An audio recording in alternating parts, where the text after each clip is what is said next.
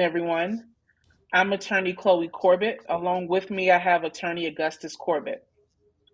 We have the honor and privilege, yet sadness, of representing the grieving mother of a young man named Jesse Carranza. We thank everyone for being here today. Today, I am in the great city of El Paso, Texas, and we plan to conduct this press conference in person. But due to COVID-19 rapidly rising, we decided to do a virtual press conference instead. So I want to welcome everyone into this press conference to hear us discuss the shooting death of Jesse Carranza by a DPS state trooper. I'm going to wait a few more moments to allow everyone to come in before we get started with this press conference.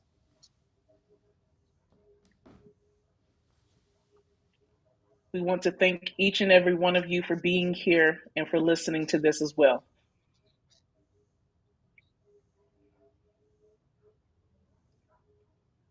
So with that, on July 13th, 2021, just after 2 p.m. in the afternoon, 21-year-old Jesse Carranza was shot and killed by a Texas state trooper at the Murphy Express gas station at 13,000 Eastlake Boulevard in Horizon City, Texas.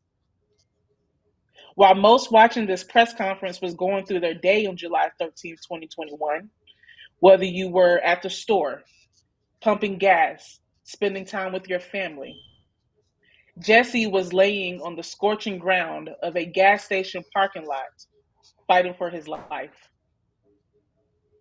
It appears from video that we have obtained that Jesse was unarmed and that Jesse was backing away from the trooper when the trooper fired multiple rounds of bullets into Jesse's torso, shoulder, and head. Jesse was then pronounced dead by a Del Rio hospital physician at 2:56 p.m., less than 1 hour from the initial contact between Jesse and this trooper. So before we get into our efforts to retrieve information about this case, let's talk about Jesse.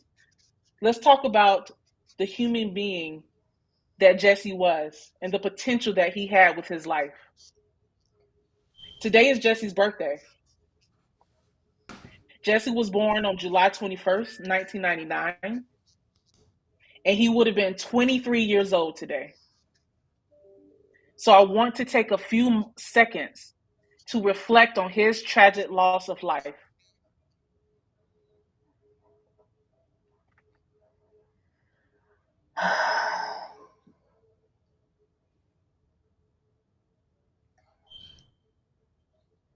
You're going to hear from Jessica Vargas, Jesse's mother, and you're going to hear how Jesse was a quiet, loving, funny young man who had his entire life in front of him. He is survived by his mother, Jessica Vargas, by his father, Jose Luis Joe Carranza Sr., by his stepfather, Maurice Powell, by numerous siblings, grandmothers, aunts, uncles, friends, and so many more loved ones that he had a positive impact on. You're going to hear directly from Ms. Vargas today about who Jesse was and the impact that he had on everyone that he came into contact with. Jesse's family hired our firm almost immediately after he was killed on July 13th, 2021. And we have been working tirelessly behind the scenes to obtain information about the investigation of the Texas Department of Public Safety Texas Rangers. And unfortunately, for over a year, we have received almost no information about this shooting and about what led to Jesse's death. And that is the purpose of this news conference today. We are demanding that the Texas Department of Public Safety and the El Paso County District Attorney's Office do a full, complete, open, and transparent investigation into Jesse's death, and to give Jesse's family the information that they need about what tragically led to his loss of death. That is why we're here today. That is why I am in El Paso. That is why Jesse's mother, Jessica Vargas, is here. We want a full, transparent investigation and information into his death. And unfortunately, we have come upon roadblock after roadblock in our attempt to get basic information about his death, about the officer's identity, and about the direction of this investigation. Again, our focus today is to call on DPS to give a transparent investigation. So let me detail you what we've done to try to get this transparent investigation. We filed an open records request very early on in our representation, shortly after Jesse was killed. From that point forward, the Texas Department of Public Safety only provided a few pages of a 117-page report written by the investigating ranger. Right now, the case is currently in the hands of the El Paso County District Attorney's Office and has been for several months, for almost a year. We've been in contact with the District Attorney of El Paso County, DA Yvonne Rosales, to try to receive basic information about the case. But to wit, we have not received any investigation yet. So we are simply wanting answers to questions we have regarding this shooting. We call on Texas Department of Public Safety Director Stephen McGraw, the investigating officer, and other officials involved to do the right thing and to release this information to this grieving family. If you go to the Department of Public Safety's website, they have the following mission, motto, and values. They say that their mission is to protect and serve Texas, and that their motto is courtesy, service, and protection. They state that their vision is to seek continuous improvement in their operations, relationships, and the safety and security of all Texans. They state that their values are integrity, which they claim to demonstrate through their actions, honesty, and respect for others. They claim a value of excellence, which they strive to be outstanding in everything they do. And they claim a value of accountability. DA Rosales' office indicates that their mission is to serve the community of El Paso County and, quote, ensure that there is transparency, fairness, justice, and compassion with our local judicial system, end quote. We are asking the Texas Department of Public Safety and DA Rosales to adhere to their mission statements, to the values that they claim to espouse. Look, we in no way want to impede upon an investigation by the proper authorities. That is not what we're trying to do. In fact, we are calling and begging for a full and complete investigation to be done. But in our view, an ongoing investigation must not be an excuse for the lack of information that we've received in this matter. So lastly, we are asking the Department of Public Safety and the El Paso DA's office to hold themselves to their own mission and values and to release a full and transparent information about the shooting to Jesse Carranza's grieving family and loved ones. We are simply seeking answers for this grieving family. So today I say, justice for Jesse. Thank you. Now I'm going to turn this conference over to Jessica Vargas, who is Jesse's mother, so that she can tell everyone in the public who Jesse Carranza was. Ms. Vargas, please go ahead. Okay. I just want to bring out that Jesse was very loving. He never started trouble. He was very independent. He was working. He had his own place. He never asked me for anything or asked me for too much. And he was just very obedient. And I don't see how this happened from one day to the next. I mean, it's hard enough to grieve over somebody, let alone without answers. And my son should have outlived me. He had another 60 years at least. Can you tell everyone what Jesse's personality was like? Well, he was fun loving, quiet, reserved. He liked to play sports. He played basketball leisurely. He played football in high school. And he liked to just work and relax. He Is liked to have fun, but not Jesse too your much fun. He was responsible. I'm sorry. Go ahead. is Jesse your oldest child? Yes, he's my oldest, my firstborn. And can you tell everyone, Ms. Vargas, what is the impact of Jesse's loss of life been on you and your family? Well, I mean, it's really hard to deal with. It's like something's missing, and it's just not the same. He should be here. I would see him at least once a week. He would come over Sunday for dinner, and it's just weird. It feels incomplete. What type of things would you all do together when you were together? Well, I mean, we would just hang out. We would go to water parks together, go play basketball together, go to the park, have cookouts, and go out to eat, go shopping. What are some things that you want the public to know about Jesse? Well, I mean, I know he didn't deserve this, and I know he didn't ask for it. He was not a criminal. He was always an obedient child, so I know to an officer of the law, he would have been obedient as well. He was not violent. He was very loving and he would just put others before himself. He was always thinking of others. Can you tell everyone what your family's ties to the El Paso community is? Well, we really don't have any ties to the community.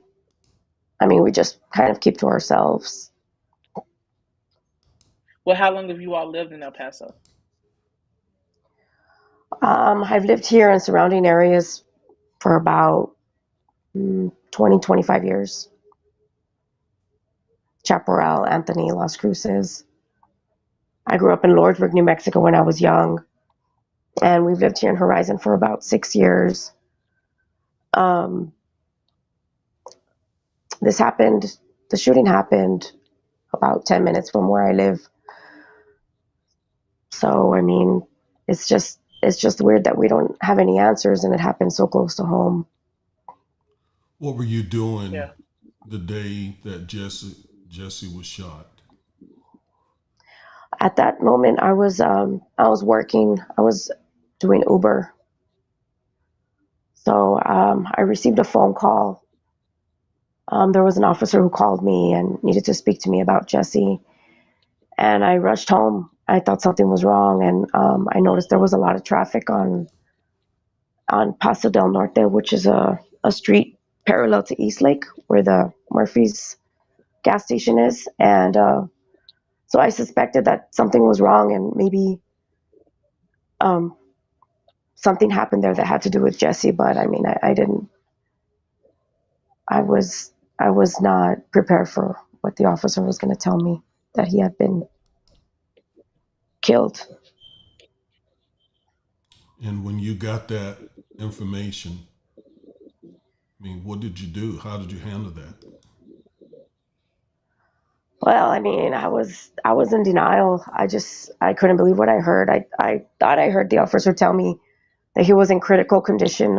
I think he did say that, and I just couldn't grasp. Um, he told me immediately after that he had passed. I couldn't grasp the reality. I just couldn't believe it. I was just I just couldn't believe it. I was in shock. And so you had to share this information with your other children. How did they react? Well, they were just like, "What happened? Like, what are you talking about? It just didn't seem real." And my mother and my brother were very upset. They were just the same, in shock, like what happened, and we couldn't get any answers. And I remember I was very reluctant to tell my mother. because I know she was gonna, she was away. But finally, at the end of the night, I had the courage to tell her. We have a picture of Jesse in his football uniform, number 11, on the screen, Miss Vargas. So Jesse played and loved football, huh?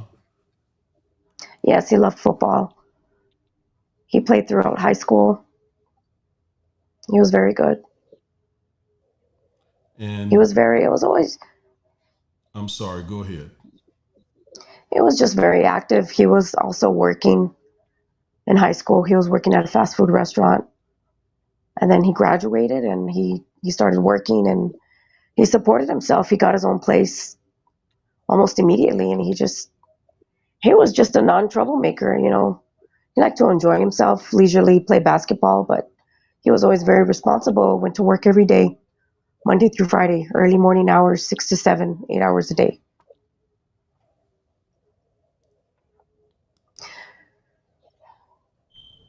So I don't know how this happened. If the if the district attorney is listening to this press conference, what would you want to say to her? Um, I just want her to think very carefully and put herself in my shoes, or picture this happening close to home. And wouldn't she want answers if this was somebody in her family? Wouldn't she want transparency? And that's all I want. All I want is answers. I feel like I've been living in the dark for a year.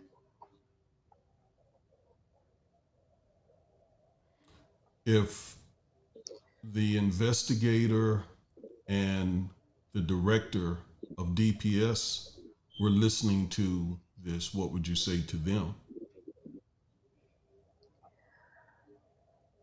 I would say, just do the right thing. Just come forth with all the information, because, this can happen to anybody. This can happen to anybody. It can happen close to home. It can happen to somebody you know. And they would want answers if it was somebody they knew. Just to be fair, 100%.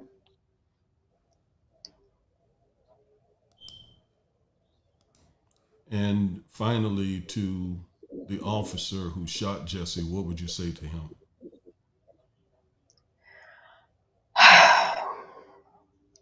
I just want him to know that I really love Jesse. Jesse was loved by a lot of people, and his life was cut short. And I feel like that didn't need to happen. And um, I just want him to do the right thing and tell us exactly what happened. My family and I need to know.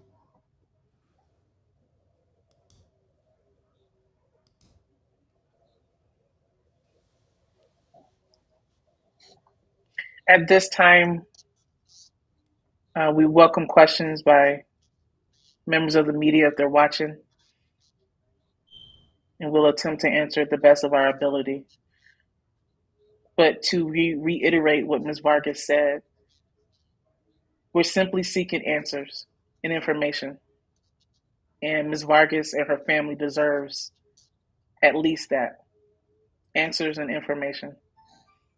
So if DA Rosales is listening, or the director, McGraw, or the investigating officer, or any other officials, we were asking you all to provide transparent and open information to us so that this family, this grieving mother, can perhaps get closure or at least finally know what happened to her son. So we're calling on that today.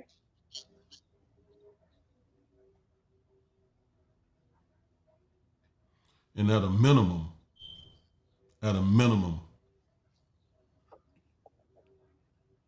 the district attorney's office and or DPS should release the identity of this officer, should tell this family who is responsible for the death of their son, their brother, their grandson, their nephew. That will not, releasing that basic information will not impede any investigation.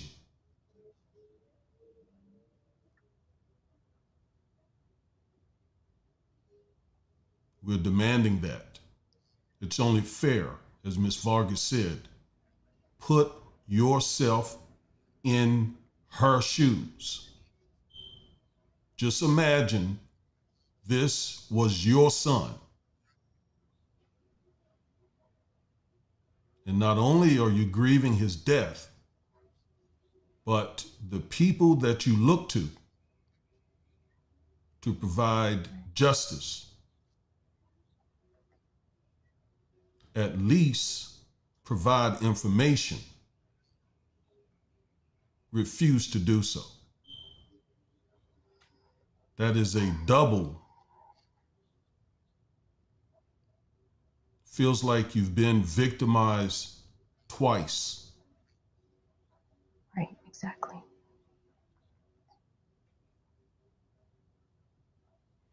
You just said something, Ms. Vargas. Would you? That's exactly how I feel. You took the words out of my mouth like a double whammy. I'm grieving his death, and I still don't know how it happened. It's like double. It's exactly how I feel. So we're calling Ms. Vargas, Chloe, myself, the family of this young man. Tell us who is responsible for the death of Jesse Carranza. At least. And there is no point in waiting until a grand jury looks at this.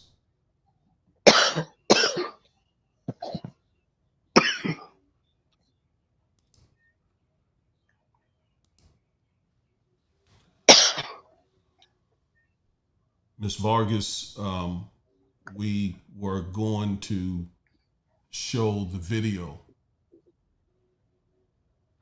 but Okay. we do not have to, and we can, or at least at this point, we can have you to just. You can show it. Just give me a second, okay? Go a second, please.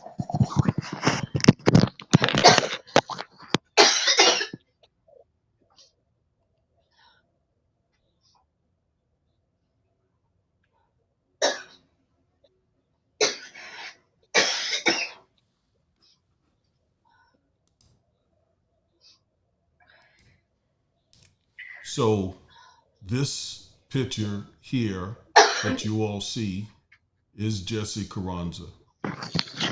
And I don't know if you all caught this, but today, July 21st, 2022, would have been Jesse's 22nd birthday. He was only 21 years old.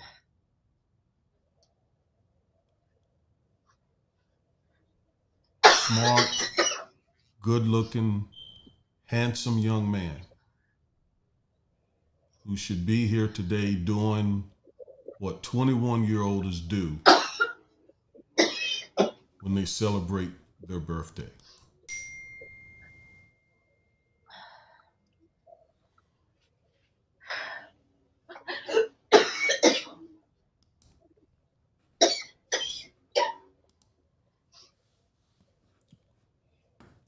All right, so I also want to remind the public again of what the Texas Department of Public Safety says their values are, which is to seek continuous improvement in their operations, relationships, and the safety and security of all Texans. And they say that their values are integrity, excellence, and accountability. They say that they strive to demonstrate through their actions honesty and respect for others. And in terms of accountability, we seek and accept responsibility. So we are asking for the Department of Public Safety to live up to its own values of integrity, excellence, and most importantly, accountability, and release this information, release this trooper's name. That's what you say you value, accountability. We're demanding that you release this officer's name and be accountable to Ms. Vargas and this family. Those are your values that you say you strive to attain. Okay, Ms. Vargas, if you are prepared, we can play this video or we don't have to play it. I know how painful this may be to watch this video. Um, we can play it. It's just public needs to know. So, I'm sorry, Ms. Vargas, I didn't get that last part. it's freezing on me. Better? Can you hear me? Yes, I can hear you now. Okay. We can play it because people need to know what happened. So, Okay.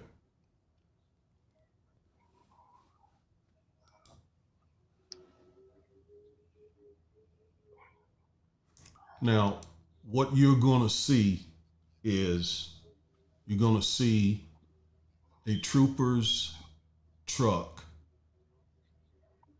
sitting at a service station, and it appears that he is drawing gas. And you're going to see a white pickup truck pull up, and a person is going to exit that truck. So that's what you're going to see. We'll come back in a moment and comment on it.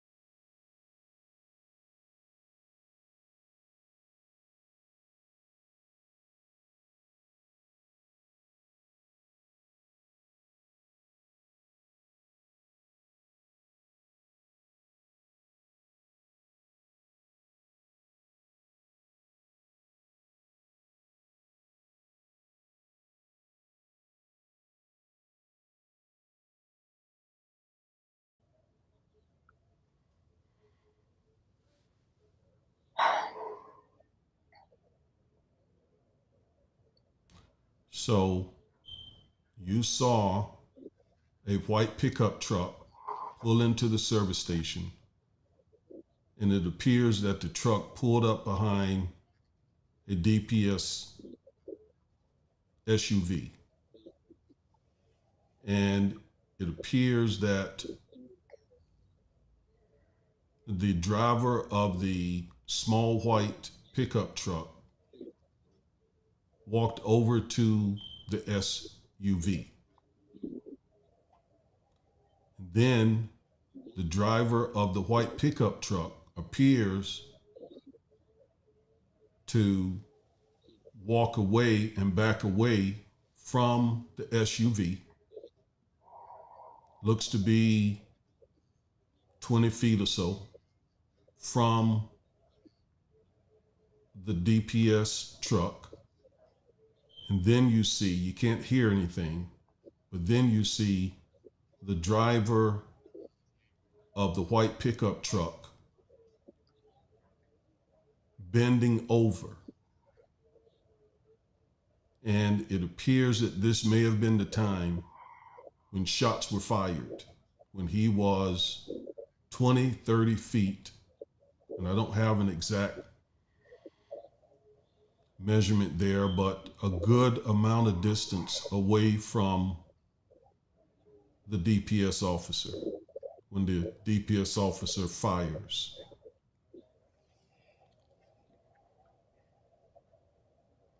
And at that point, it doesn't appear, and there are some eyewitnesses who says the driver of the white pickup truck wasn't armed.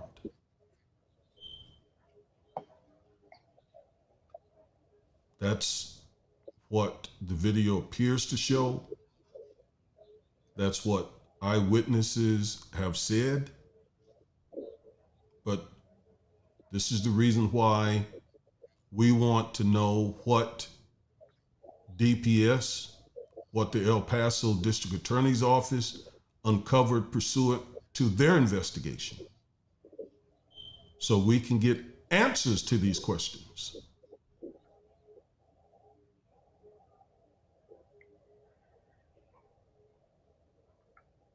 So that's all we're going to show today.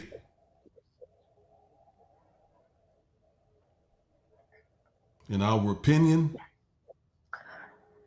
there's enough there to meet the standard of probable cause for a true bill of indictment.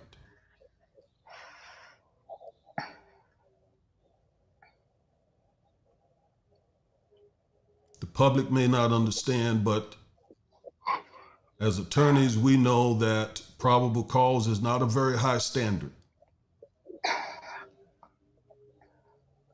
And in all fairness, the officers presume innocent until and unless the El Paso District Attorney's Office can prove his guilt. But we're not talking about proving guilt right now. We're talking about the probable cause standard to get a true bill of indictment.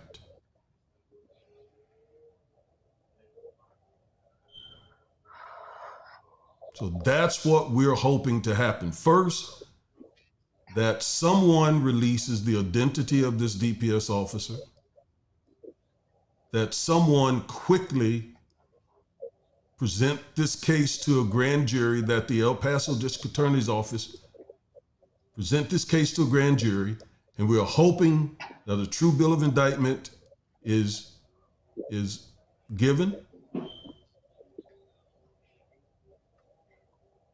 so that this family, as Attorney Chloe Corbett said earlier, can begin the process. And it's a process of moving forward, knowing what happened.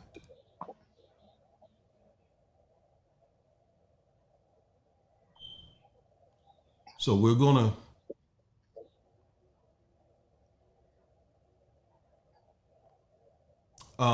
Ms. Vargas, I see several comments on YouTube, and one thing that someone asks for is whether or not you can provide a comment in Spanish.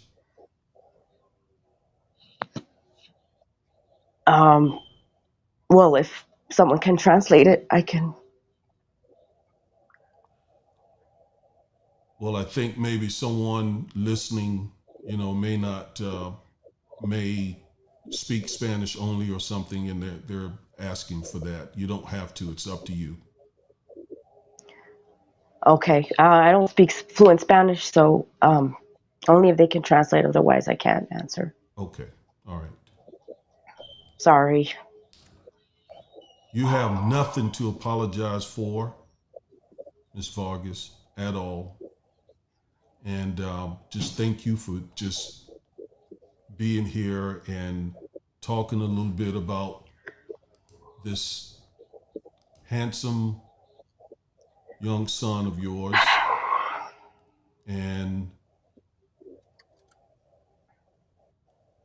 I just admire your strength, your courage to be here and to talk about your son on behalf of your family.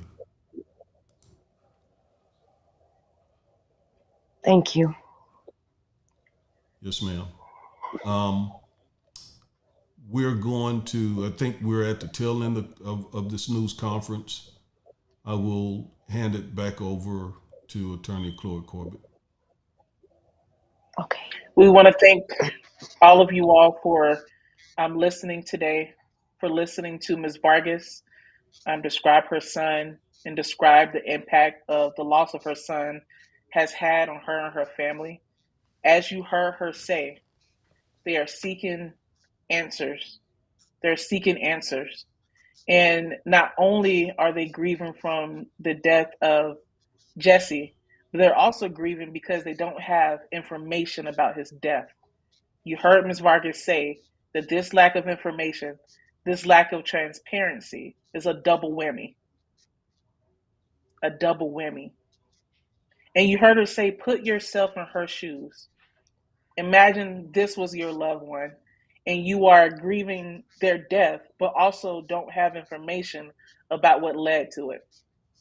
So, again, we call on the Texas Department of Public Safety, the El Paso County District Attorney's Office to release this officer's name and provide information to this family so that going forward, they can begin the process of addressing this grief.